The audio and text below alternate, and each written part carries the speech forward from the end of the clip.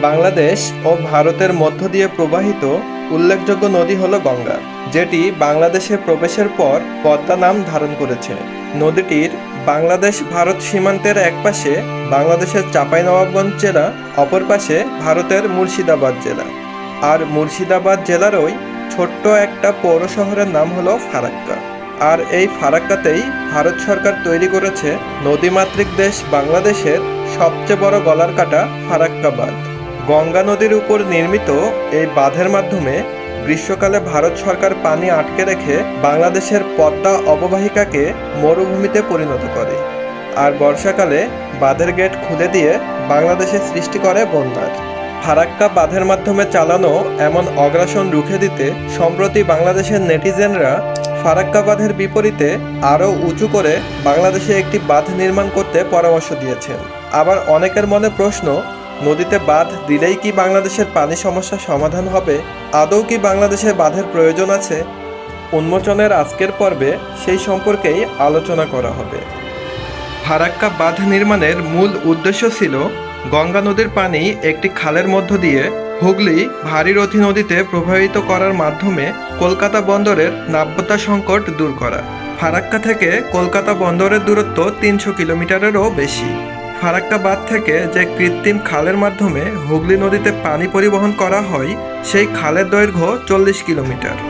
এমন অবিবেচক প্রকল্প গ্রহণ করা হয়েছে রাজনৈতিক বিবেচনায়। ভারতের বহু পরিবেশ কর্মীরা বহুদিন ধরেই দাবি জানিয়ে আসছেন, অববাহিকা ভিত্তিক পানি বন্টনের ক্ষেত্রে প্রথমেই বিজ্ঞান, তারপর অর্থনীতি, আর সবশেষে রাজনীতিকে বিবেচনায় নিলে পানি বন্টনের বিষয়টি অনেক বেশি কার্যকর হতো। কিন্তু শুধুমাত্র রাজনৈতিক প্রতিহিংসা আর গায়ের জোরে ভারত শুষ্ক মৌসুমে পানি আটকে রাখে। এতে করে ভারতের ক্ষতি হলেও তারা বাংলাদেশকে পানি দেয় না। শুধুমাত্র এ ধরনের মানসিকতা থেকে ফারাক্কা বাঁধ নির্মাণ করে বাংলাদেশ ও ভারতের অপূরণীয় ক্ষতি করা হয়েছে। তার চেয়ে গুরুত্বপূর্ণ বিষয় হচ্ছে, যে বন্দরকে টিকিয়ে রাখার জন্য ফারাক্কা বাঁধ নির্মাণ করা হয়েছিল, বিগত 50 বছর ধরে ফারাক্কা বাঁধের পানি কলকাতা বন্দরে প্রবাহিত করেও সেই কলকাতা বন্দরকেই বাঁচানো সম্ভব হয়নি। এমনকি কলকাতা বন্দরকে সচল রাখতে বর্তমানে যে পরিমাণে ড্রেজিং করা হয়, ফারাক্কা বাঁধ চালু করার আগেও এতটা ড্রেজিংয়ের প্রয়োজন হতো না। অর্থাৎ যে উদ্দেশ্যে ভারত এই বাঁধ নির্মাণ করেছিল, সে তার আসল উদ্দেশ্য পূরণেই সম্পূর্ণভাবে ব্যর্থ হয়েছে।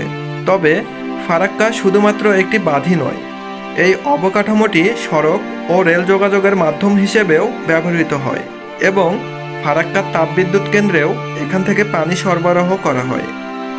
ফারাক্কা বাঁধ নিয়ে রাজনৈতিক সমস্যা শুরু হয়েছিল সেই পাকিস্তান আমলে। কলকাতা বন্দরের নাব্যতা বাড়ানোর জন্য 1951 সালে ভারত সরকার এই বাঁধ নির্মাণের পরিকল্পনা করেছিল।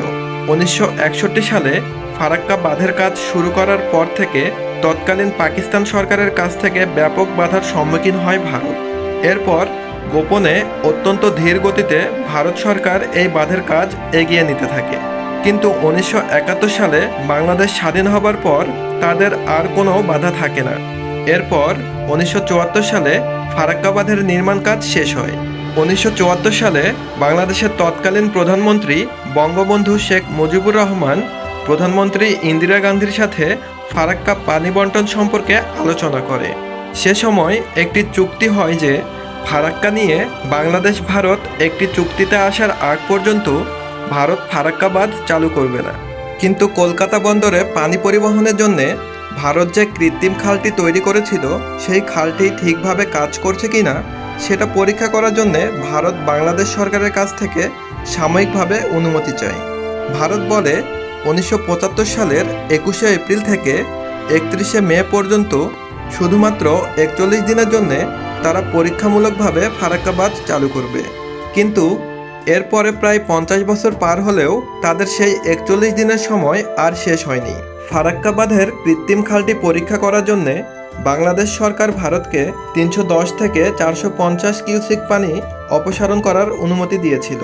কিন্তু ভারত 1976 সালের শুষ্ক মৌসুম পর্যন্ত 1050 কিউসেক পানি অপসারণ করে পশ্চিমবঙ্গের হুগলি নদীতে প্রবাহিত করেছিল।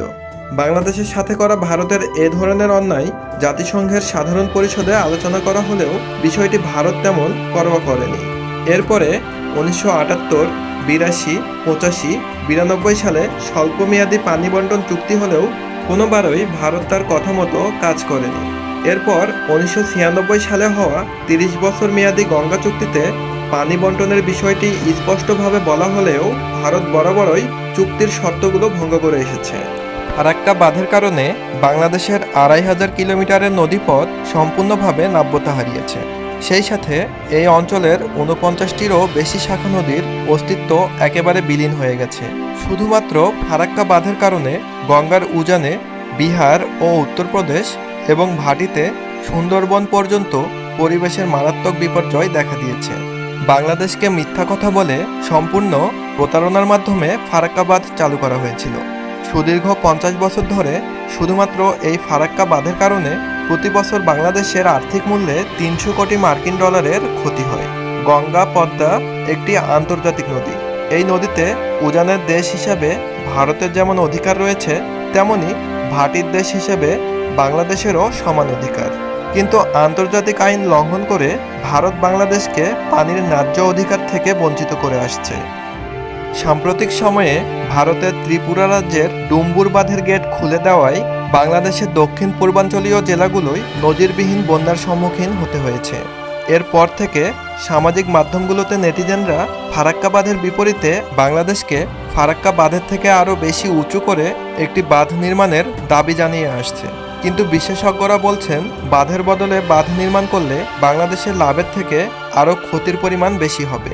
উদাহরণ হিসাবে বলা যায়, উজানে ভারতের শিলিগুড়িতে তিস্তা নদীর উপরে গজরডোবা ব্যারেজ নির্মাণ করা হয়েছে।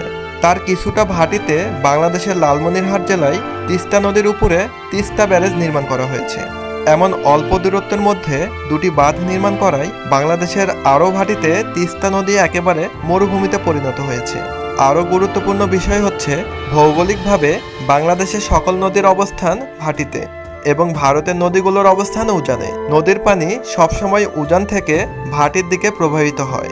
তাই বাংলাদেশের ভাটি অঞ্চলে বাঁধ দিলেও নদীর পানি কখনো উজানের দিকে ফিরে যাবে না। ভারতের বাঁধের বিপরীতে আমরা যত বড় বাঁধই নির্মাণ করি না কেন, বর্ষাকালে নদীর পানি জমতে জমতে একসময় তা বাঁধ ভেঙে ফেলবে। এমনকি বাঁধ উপচে নদীর পানি আশেপাশের অঞ্চলগুলোকে প্লাবিত করবে। এমনকি আরও বেশি আকস্মিক বন্যার পরিস্থিতি তৈরি হবে এবং নদী ভাঙনের পরিমাণও অনেক বেশি হবে। তাই বাঁধের বিপরীতে বাঁধ নির্মাণ করা কখনোই সমাধান হতে পারে না। উল্টো ভারতে যে সকল নদীতে বাঁধ নির্মাণ করা হয়েছে সে সকল বাঁধও ভেঙে ফেলতে হবে। ফারাক্কা বাঁধ নির্মাণের আগে স্থানীয়দের বলা হয়েছিল ফারাক্কা বাঁধ চালু হলে এখানে আর বন্যা হবে না। কিন্তু অতীতের তুলনায় এই অঞ্চলে আরও ভয়াবহ বন্যা দেখা গেছে শুধুমাত্র ফারাক্কা বাঁধের কারণে। শুধুমাত্র ফারাক্কার কারণে বন্যার ক্ষয়ক্ষতি থামাতে বিহারের মুখ্যমন্ত্রী নীতিশ কুমার ফারাক্কা বাঁধ ভেঙে ফেলার প্রস্তাব দিয়েছিলেন। নদীতে বাঁধের কারণে এই ধরনের লাভের থেকে ক্ষতি যদি বেশি হয়, তবে বাঁধ ভেঙে ফেলার এমন অনেক উদাহরণ ইউরোপ আমেরিকাতে রয়েছে। আমাদের আজকের ভিডিও এখানেই শেষ করছি। ভিডিওতে উপস্থাপন করা তথ্যগুলো যদি আপনার ভালো লাগে তবে একটি লাইক দিয়ে চ্যানেলটি সাবস্ক্রাইব করবেন। আল্লাহ আমাদের সবাইকে ভালো রাখুন, সুস্থ রাখুন।